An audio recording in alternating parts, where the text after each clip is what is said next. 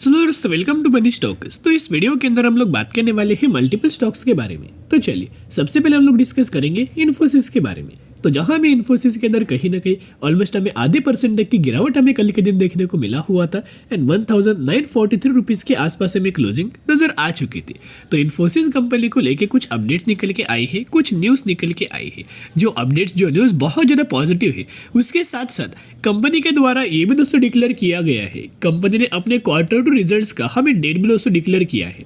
तो चलिए वो डेट्स क्या है चलिए डिस्कस कर लेते हैं। लेकिन करंटली अगर आप इन्फोसिस का परफॉर्मेंस को अगर आप ऑब्जर्व करके चलेंगे, जो इन्फोसिस का एक इंपॉर्टेंट रेजिस्टेंस लेवल था, उस इंपॉर्टेंट रेजिस्टेंस लेवल्स को एक बहुत इजीली कंपनी ने ब्रेकआउट दिया, रिटेस्ट किया, बड़ी अच्छी खासी जंप अभी देखने को मिल रहा है। एक बहुत अच्छे खासा प्राइस एक्शन क्रिएट करके हमें कंपनी के अंदर जंप आ सकते। तो अभी आपको क्या करना है कि जैसे जैसे कंपनी आपको गिरावट के अंदर मिलता है ना, 1%, 2%, 3%, 4%, जैसे भी कंपनी गिरावट के अंदर मिले वैसे वैसे कंपनी को खरीदारी करना, क्योंकि अभी कोई बहुत बड़ी गिरावट हमें कंपनी के अंदर देखने को नहीं मिलने वाले। एक बहुत अच्छी खासी रैली हमें देखने को मिल सकती, क्योंकि जो इन्फोसिस का जो लाइफ टाइम वाला हाई तो वो कंपनी के द्वारा इजीली दोस्तों उसको ब्रेकआउट दिया हुआ है। तो कहीं ना कहीं आप समझ के चल सकते हो कि अभी कंपनी के ऊपर कोई रेजिस्टेंस लेवल नहीं है। अभी धीरे धीरे करके बहुत अच्छी खासी रैली हमें इन्फोसिस के अंदर कंटिन्यू हो जाएगी। तो बेसिकली कल के दिन जैसे दोस्तों मार्केट क्लोज हुआ, यहाँ डिलीवरीज का डेटा में आ चुका था, तो करीब करीब 56% तक की डिलीवरीज हमें इन्फोसिस के अंदर देखने को मिला। अभी अगर आप एक पॉइंट ऑब्जर्व करके चलेंगे ना, तो जब कंपनी के अंदर दोस्तों तेजी आता है, तेजी के अंदर डिलीवरीज बहुत ज़्यादा कम रहता है। लेकिन अगर कंपनी के अंदर दोस्तों गिरावट आता है, यही गिरावट के अंदर डिलीवरीज अगर आप देखोगे तो बहुत ज़्यादा हायर होता है। ऐसा होता क्यों है? क्योंकि ये जो डिलीवरीज आपको देखने को मिल रहा है, इसके अंदर बहुत ज़्यादा जो पब्लिक है वो बाइंग नहीं करती। बहुत ही कम आपको पब्लिक देखने को मिलेगा जो लोग लगातार खरीदारी करते। लेकिन जो कंसिस्टेंटली बेसिस के ऊपर एफआईएस के द्वारा बहुत अच्छी खासी बाइंग हमें किया जा रहा है, डीआईएस के द्वारा, यानी कि डोमेस्टिक इन्वेस्टर्स, इसके अंदर दोस्तों म्यूचुअल फंड्स आप पकड़ सकते हो। म्यूचुअल फंड्स के द्वारा भी कंसिस्टेंटली इन्फोसिस कंपनी के अंदर हमें जम के दोस्तों खरीदारी किया जा रहा है। तो आप समझ सकते हो ये अच्छी कंपनी के अंदर हमें बड़े बड़े फंड हाउसेस के द्वारा लगातार दोस्तों बाइंग किया जाता है। तो जैसे भी कंपनी गिरावट के अंदर मिला वैसे कंपनी को खरीदारी करना। देखिएगा अभी जो डेटा आया है ना, एकदम फ्रेश अपडेट्स के बारे में हम लोग बात कर रहे हैं। आप देख सकते हो सिर्फ और सिर्फ 44 मिनट्स एगो ये खबर हमें देखने को मिला है।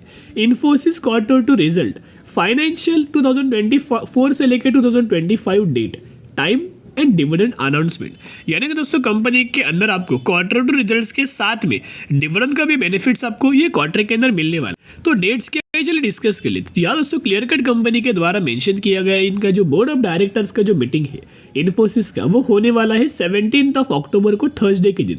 और इसके अंदर कंपनी कंसिडर करने वाले हैं एंड अप्रूव करने वाले हैं फाइनेंशियल रिजल्ट्स सेकेंड क्वार्टर का, यानी कि कंपनी का जो क्वार्टर टू का रिजल्ट है वो कब है? क्वार्टर टू का रिजल्ट आने वाला है 17 अक्टूबर को। और उसके साथ साथ रिजल्ट्स के साथ साथ कंपनी क्या करने वाला है आप देखना। The IT firm might also declare the dividend for its share holders along with the quarter two result, यानी कि कंपनी को अपने क्वार्टर टू रिजल्ट्स के साथ साथ डिविडेंड का भी बेनिफिट देने वाला है। तो आप समझ सकते हो कि बहुत अच्छा खासा एक डबल धमाका में कंपनी के अंदर मिल सकता है। एंड क्वार्टर टू का रिजल्ट कंपनी का कब आने वाला है? 17 अक्टूबर को रहने वाला। तो दोस्तों जरूर चैनल को सब्सक्राइब करना, ताकि जैसे मुझे कंपनी का क्वार्टर टू का रिजल्ट आता है ना, 100% हम लोग आपके साथ रिजल्ट्स के बारे में वीडियोस करके दोस्तों शेयर करेंगे। उसके साथ साथ अब ब्रोकरेज फर्म के द्वारा इन्फोसिस कंपनी को लेकर टारगेट दिया है 2100 रुपये। अभी कैसे कंपनी का रिजल्ट आ सकता है वो कंपनी के पैरामीटर्स देख के दोस्तों हमें पता लगेगा। शॉर्ट टर्म के अंदर कंपनी दोस्तों बुरा हमें परफॉर्म जरूर करता है, लेकिन लॉन्ग टर्म के अंदर कोई भी कंपनी बुरा परफॉर्म नहीं करता। सिर्फ कंपनी का बिजनेस हमें फ्यूचर ओरिएंटेड होना चाहिए, डिमांडिंग होना चाहिए और कंपनी के पैरामीटर्स हमें बढ़ने चाहिए। ऐसा अगर होगा ना तो बहुत अच्छी खासी रैली हमें वो कंपनी के अंदर देखने को मिल जाएगा। तो हमें मान चुके सबसे पहले डेटा के ऊपर यहाँ अगर आप ऑब्जर्व करके चलेंगे तो सेल्स यानी कि रेवेन्यू का डेटा मैंने आपके साथ इन्फोसिस का शेयर किया है, जहाँ 1,21,000 करोड़, 1,46,000 करोड़ एंड 1,53,000 करोड़ लगातार कंपनी का रेवेन्यू हमें बढ़ते हुए देखने को मिल रहा है। एंड रही बात इनकी अगर प्रॉफिट्स की, तो प्रॉफिट्स भी आप देख सकते हो 22,000 crore, 24,000 crore and 26,000 crore. And public buying करे या ना करे, यहाँ दोस्तों किन के द्वारा बाइंग किया जा रहा है? एक तो पॉइंट नोट करना कि एफआईएस के द्वारा सेलिंग किया गया है 34% तक का स्टेक था, अभी रिड्यूस करके तो ऑलमोस्ट 32.74% तक का स्टेक किया।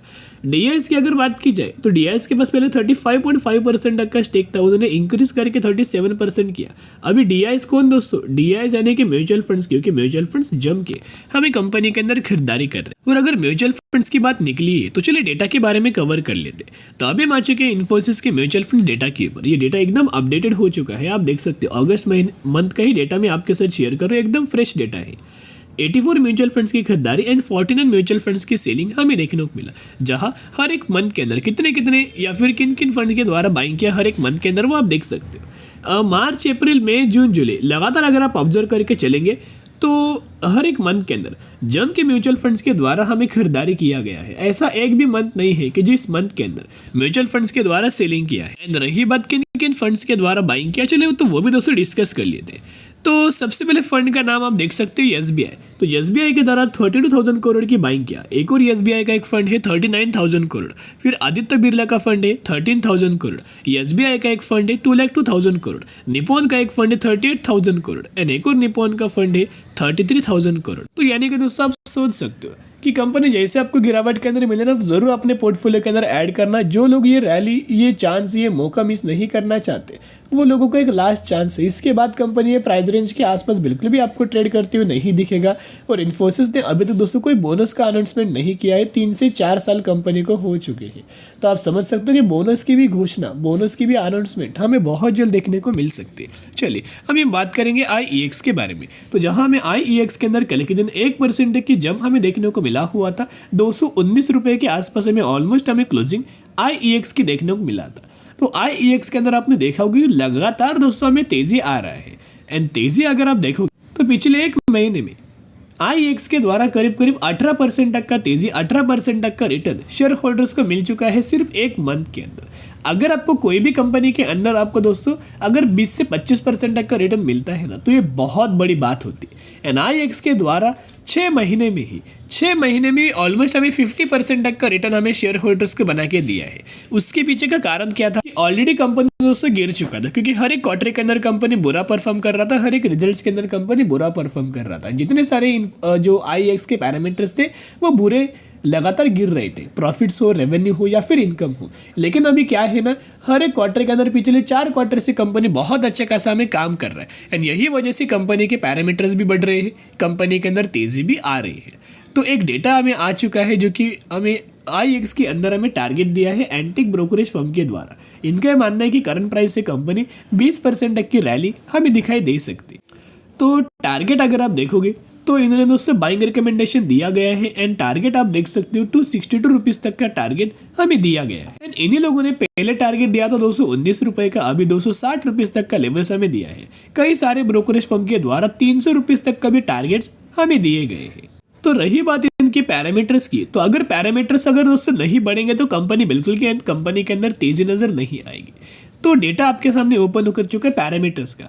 तो ये सेल्स, इसे आप रेवेन्यूज भी बोल सकते हो, जहां हमें 104 करोड़, 109 करोड़, 115 करोड़, 121 करोड़ एंड 124 करोड़ लगातार कंपनी का जो रेवेन्यू है वो ग्रोथ कर रहा है, लगातार ग्रो हो रहा है। रही बात इनकी अगर प्रॉफिट्स की, तो प्रॉफिट्स के अंदर भी अच्छी खासी हर एक क्वार्टर के अंदर हमें ग्रोथ निकल के आ रही है। तो यही मेन रीजन है कि जिस वजह से IEX के अंदर तेजी आ रही है। अभी अगर आप दोस्तों IEX के अंदर अगर आप बाइंग करना चाहते हो तो एक रिक्वेस्ट करना चाहूँगा, जैसे हमने इन्फोसिस के बारे में डिस्कस किया था कि जैसे कंपनी गिरावट के अंदर मिले वैसे बाइंग करना, वैसे मैं आपके से सजेस्ट करना चाहूँगा कि जैसे आपको अभी IEX के अंदर गिरावट नजर आए, डिप्स के अंदर मिले, वैसी कंपनी के अंदर बायोंड स्ट्रेटेजी अप्लाई करना। क्योंकि क्या है ना, जितना ज़्यादा फायदा आने वाले सालों में पावर सेक्टर वाली कंपनी को होने वाला है, उतना ज़्यादा फायदा जो कंपनी पावर को एक्सचेंज करेगा वो कंपनी को भी फायदा होगा। एंड जो कंपनी एनर्जी को एक्सचेंज करेगा उन कंपनीज को भी इसका फायदा मिलेगा। रिजर्व्स की अगर बात करें तो लगातार कंपनी के जो रिजर्व्स है वो ग्रो कर रहे हैं। म्यूचुअल फंड्स की अगर बात की जाए तो IEX के अंदर म्यूचुअल फंड्स का डेटा मैंने आपके सामने दोस्तों ओपन किया। म्यूचुअल फंड्स के द्वारा भी दोस्तों जम के